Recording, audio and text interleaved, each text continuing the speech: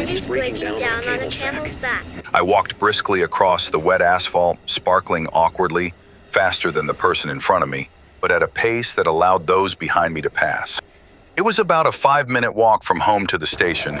The fish shop, which caught his sleepy eye, had finished displaying the fish it had purchased from the market. The fishy-smelling styrofoam boxes filled with clean, transparent ice lined the curb, waiting for the final touches. The fish here is delicious. Even before opening, there's always a long line, and it not only elevates the quality of nearby restaurants, but also many home-cooked meals. In the morning, it even serves as a clock that doesn't need numbers, so hats off to it. About 3 minutes left to the station.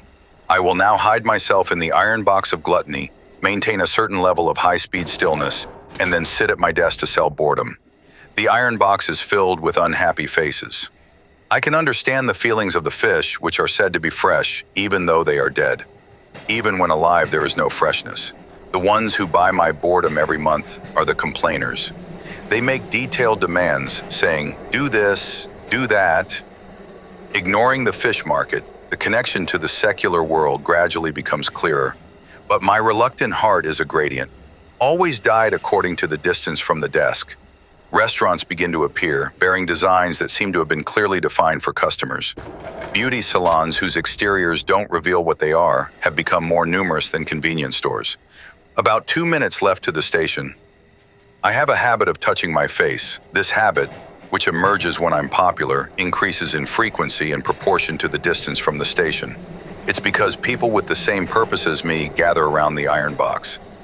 This habit, which gradually calms down, shows its true colors today as usual at the old liquor store. First, the eyebrows, then the space between the eyebrows, next tracing the outline, and finally pinching the nose.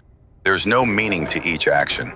Feeling a sense of discomfort in my hands away from my face, I looked down. There was a sticky piece of snot on my fingertips. It clung there in a rather silly shape, almost as if it were surprised. If I were to condense the word foolish into a single Chinese character, this would be the perfect symbol. Even English speakers would instantly grasp the meaning, offering a glimpse into perfect text communication. However, there is no malice in this. Born in the nose under the guise of a physiological phenomenon, it cannot be denied. Its principle of existence is not so different from my own.